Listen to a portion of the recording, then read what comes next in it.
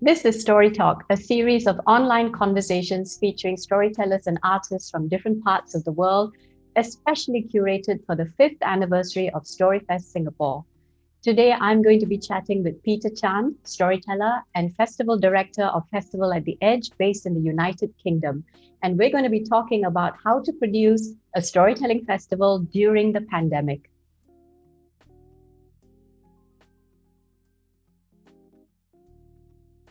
Hi, Peter. Hi, Kamini. How are you? I'm good. Nice to see you again. You too, as well. It's been too long. So tell us, Peter, you're both a storytelling artist as well as a festival producer and director. What has this meant for you for producing Festival at the Edge last year and moving forward into 2021 and your plans for the upcoming edition of Fate? This is my 16th year as a freelance storyteller, so my work's been impacted as well, like for most people. The festival last year, we did a virtual festival, which was a day-long festival, and that was really, really successful, especially in a saturated market, as you all know, with the online experience now everywhere. So we were really happy that we had, I think, 6 or 7 thousand views over 5 or 6 days last year. And what we did was, because we'd done a virtual festival in 2019 because we were looking for a new site, and we learned a huge lesson then. So we recorded everybody. So everybody was filmed in advance, and I'm so glad we did that, because last year, especially the early part of last year, other events that were online, they really found that the pitfalls of doing live streaming or expecting people to sort of appear on Facebook Live and then finding they didn't have the bandwidth and all sorts of technical problems dropping out. So this way, I would suggest this to anybody really, is if you're working with a host of artists from around the world, record it if you can, film it if you can, so then you can manage it, and then it's your responsibility to edit and to obviously drop those films. This year we're having a physical festival, all being well, fingers, toes, everything crossed, which is going to be in July the 16th to the 18th on our brand new site. So not only are we moving to a brand new site, Kamini, we're also going to be preparing for these strange and unprecedented times as well. So yeah, interesting times. So you spoke about, the challenges of live streaming and relying on social media and bandwidth, and how much more reliable pre-recorded videos are, especially when featuring artists from different parts of the world. So time difference and different time zones is also something to take into consideration, because now not only is your audience from different parts of the world, but your artists are also based around the globe. So, StoryFest Singapore also went online last year in 2020, and all our content was pre-recorded. Uh-huh. But, I'm sure, just like myself, even with pre-recorded storytelling, there are some challenges and difficulties, because our art form is very much live and intimate and very much about interacting with the presence of the audience who's there with you. What were some of these challenges or some of these difficulties that you faced, when you received all of the videos, or when you were liaising with artists and giving them directions about the kind of product that you required from them? If you're a good storyteller, you can transcend medium. I really believe this. So if you're a good live storyteller, you'll be a good live storyteller over the radio. If you're a good storyteller who can communicate and connect with audiences, you'll do that whether it's a Facebook Live, obviously technology, dependent.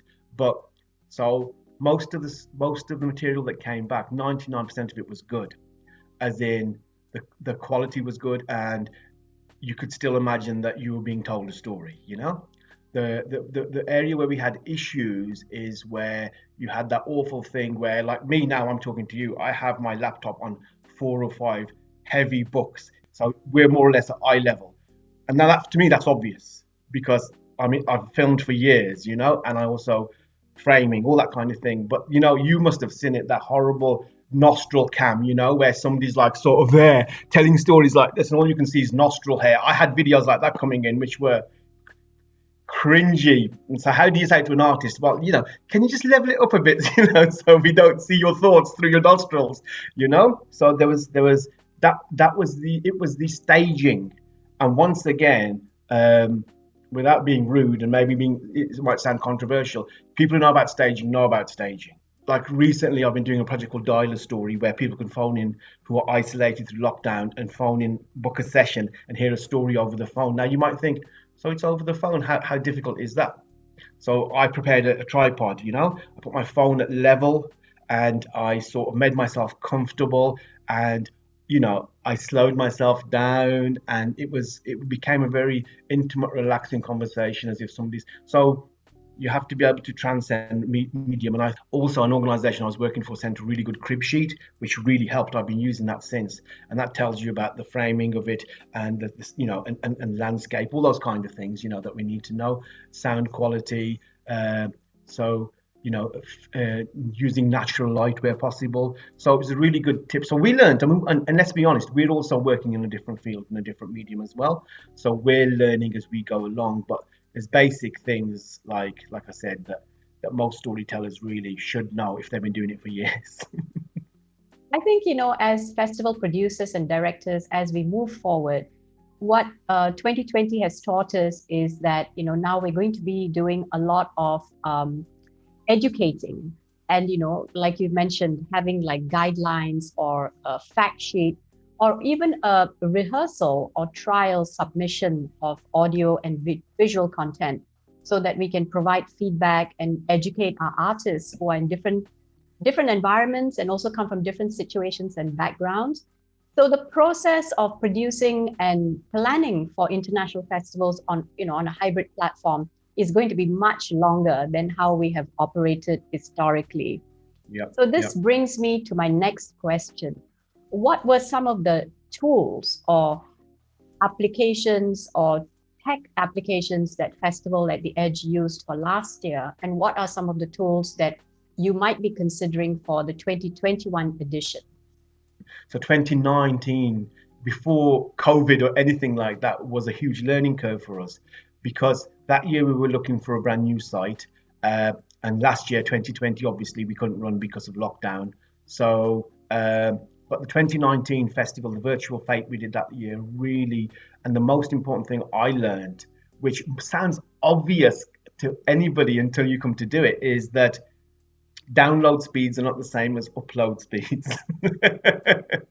So basically we had these 5-minute films. We had about 20, 35-minute films, I think it was, from storytellers and musicians. And then we were going to go live on our YouTube channel, upload them and then put the link on our Facebook group.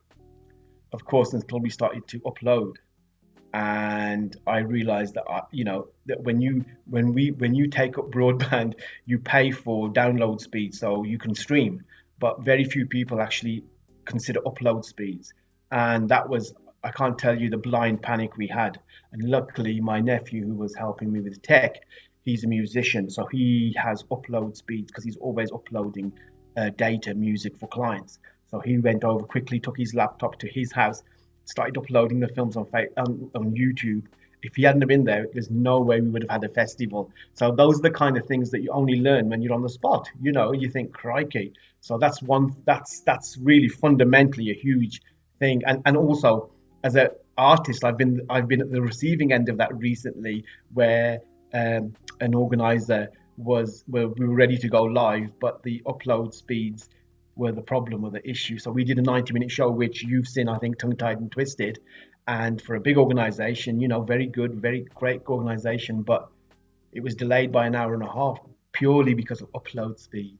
So, we learn as we go along. For 2021, we are hoping that everything is going to be more or less a physical festival, but we have had festival goers ask us whether there's anything that we can do online. So we're looking at that now. But once again, it's just with juggling, trying to host a festival, A, on a brand new site that we're not familiar with, and B, under these restrictive times, it might have to be just small little sections of online, to be honest with you, Kamini.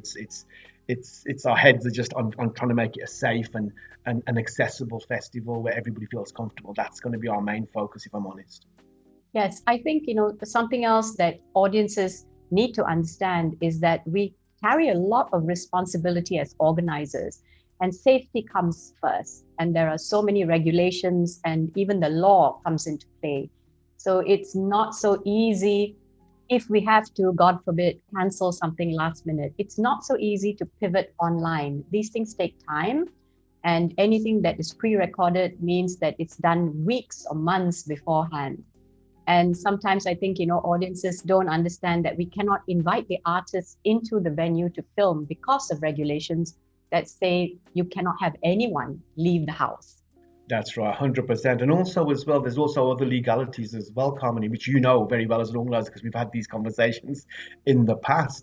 It's also the intellectual copyright and all these kind of things as well about material that is out in the virtual realm. So when we did the virtual festival in 2019, we said to all the artists that we will have your films up for a week, 7 days, and after that it'll be gone. And everybody agreed to that, and that's exactly what we did. But then on the same subject last night, as an artist, because I can speak from both points of view, I was looking for something related to a different show, and I found 2 videos from last year, 2 1-hour shows with me and another well-known storyteller that we were assured that they would be removed, and they're still on there. So basically, we have 2 hours of our material, and this is not a malicious intent. I'm not saying that at all. It's a oversight that is a costly and unnecessary oversight. So we've got 2 hours of some really hard worked on children's stories that are out there in the public realm for anybody to access free. That's the kind of stuff that spoils relationships and can potentially disrupt the kind of work. And because once it's in the external realm, the ether of the internet, the virtual world, we don't have control over it, and so it's a balance between protecting artists' rights and keeping your audiences happy, but also valuing the material as well, because it's when we do this as a living, as I know you do, as I know many of us do, then there is responsibility from organizers' perspectives as well to honor the commitments they make to your material being out there and being responsible for who can access it once the official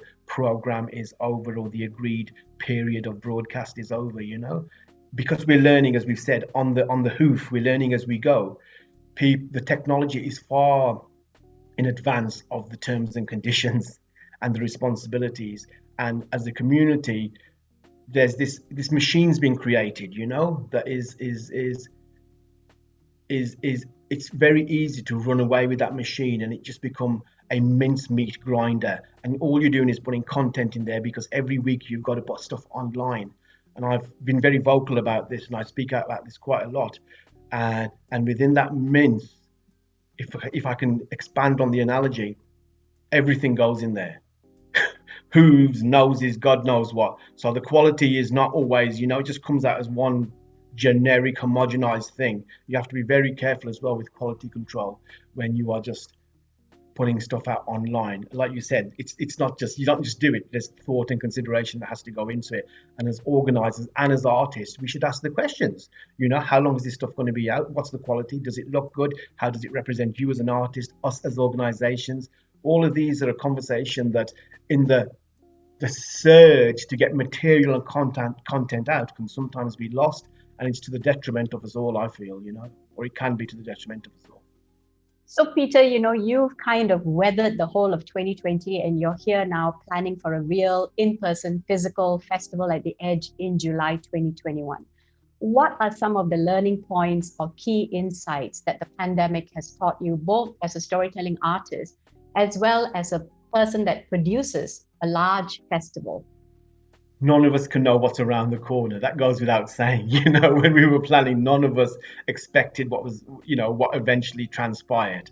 That was the first thing. Secondly, as well, I think it's trying to get as much guidance as you can. And so at the moment, we're talking to a company that specializes in health and safety and risk assessment. So they've been a great help, as in for the physical site, as in what we need. We're learning to go along and to watch guidance and to use our common sense as well. For example, masks. I think we're going to be living with masks now until, who knows for how many years.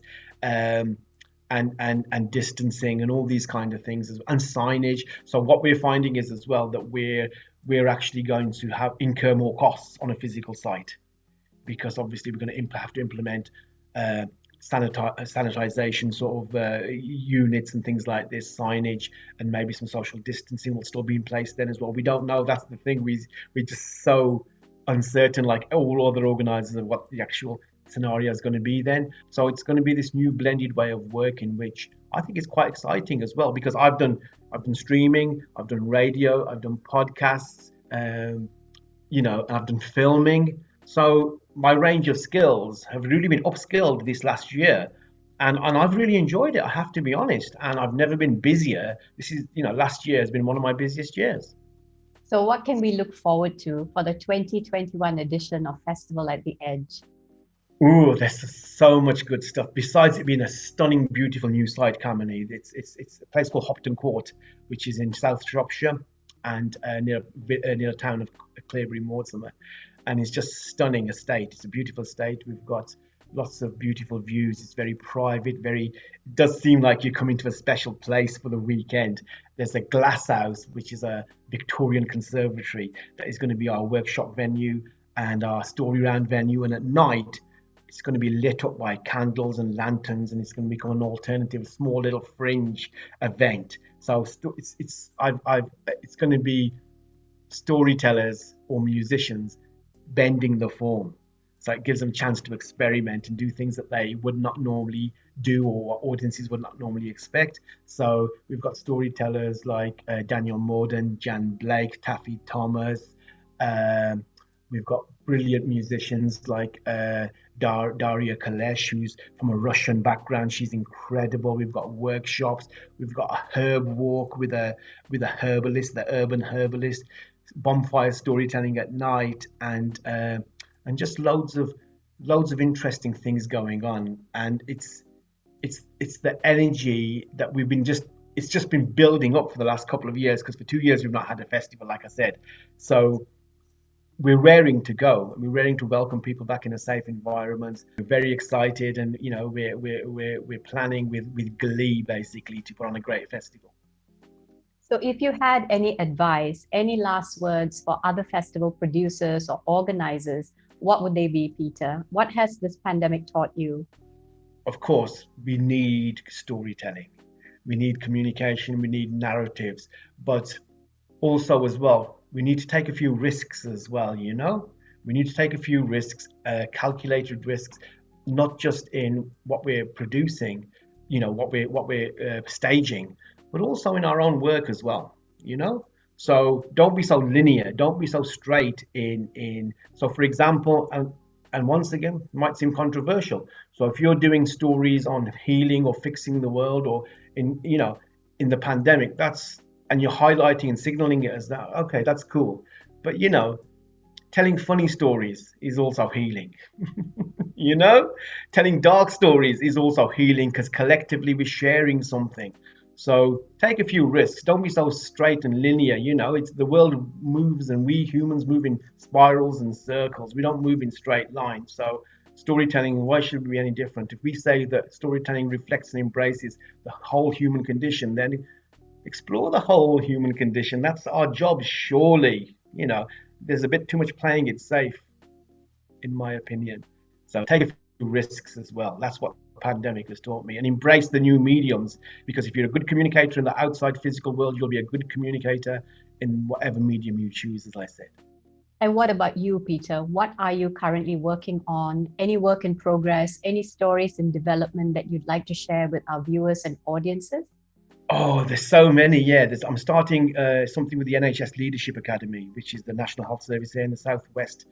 I'm working with their leaders, underrepresented members of the NHS, basically how they can use storytelling and narrative arts in their own leadership practice and their story.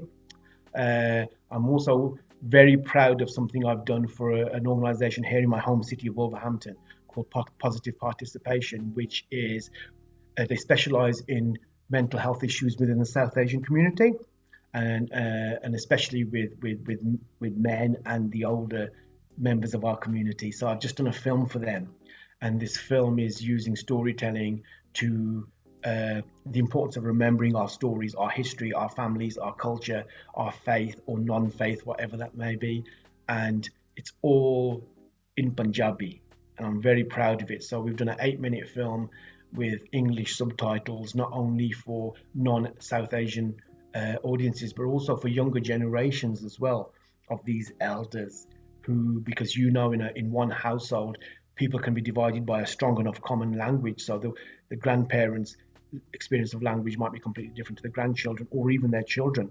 So we wanted it to be accessible and talk about, it's called a substantial dream. So that's something that's going to go live this summer, and I'm very proud of that because it's something for my community. It's storytelling, but the application of storytelling is completely different, and it's in Punjabi, my first language, my mother tongue. So I'm very proud of that. Thank you so much, Peter. Bye bye. You're very welcome. Thanks. Bye now, Kamini. Bye bye. I've been chatting with storyteller and festival director of Festival at the Edge, Peter Chand, based in the United Kingdom.